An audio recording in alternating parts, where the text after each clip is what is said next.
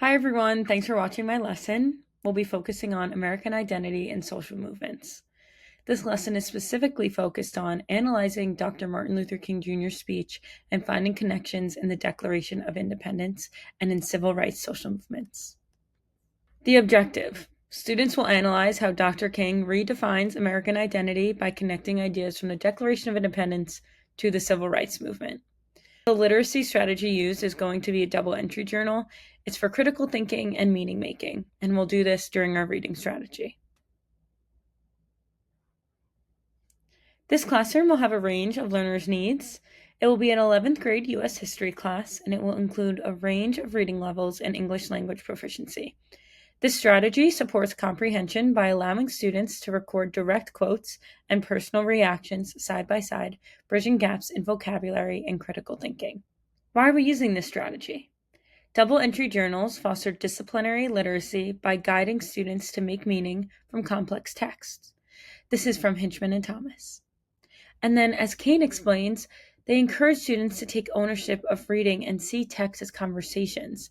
This aligns with our classroom goals of historical thinking and student voice. I think it's very important to take this step by step. At the start of my lesson, I'd like to give the class an entire step-by-step of what the class period will look like so they know exactly what to expect in their lesson. So step 1 would be, before reading, students are reminded of themes from the Declaration of Independence.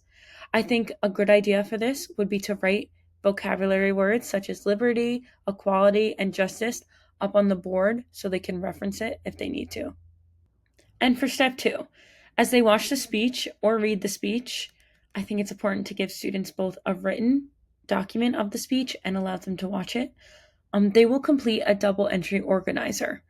On the left side will be direct quotes from Dr. Martin Luther King Jr.'s speech, and on the right side will be their personal responses, their analysis, or their connections with the Declaration of Independence.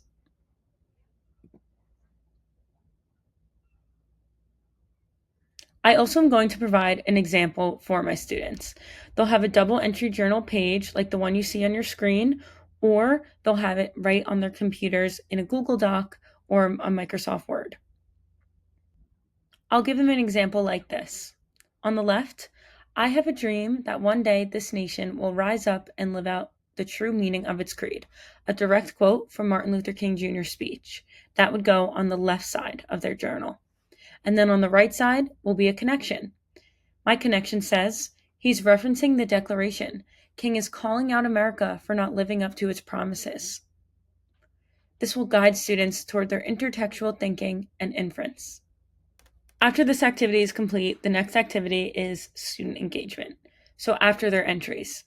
After filling them out, the students will work in small groups to share and compare their interpretations.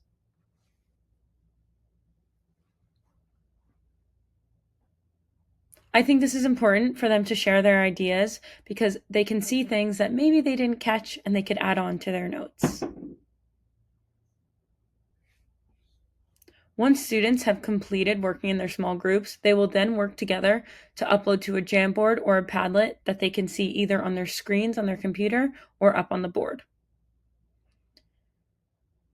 They'll put in their most powerful quotes, their most powerful ideas, and the whole class will be able to see what each other are thinking. And then I'd like to revisit the Declaration of Independence just to make direct textual comparisons so they can see exactly where their knowledge and thinking is coming from. The tech integration used today is YouTube for the speech, a Jamboard or a Padlet for their collaborative sharing, and Google Docs for their journaling, or the printed copies if they chose to write on the printed copies. So why does this work?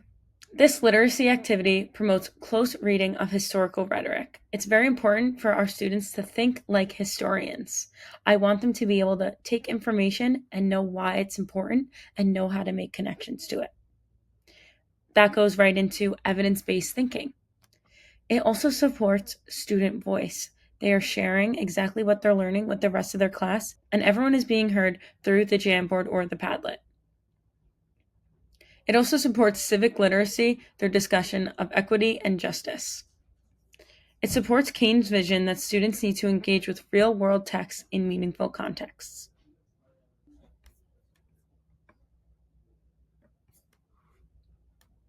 To wrap up the class, the students will write a paragraph answering, how does King expand or redefine American identity? This can be done in class if there's time or as a homework assignment. This is ultimately preparing them for a historical analysis essay. Thanks for watching my unit lesson. This was a look into how one strategy can empower students to think deeply about identity, equity, and history through literacy.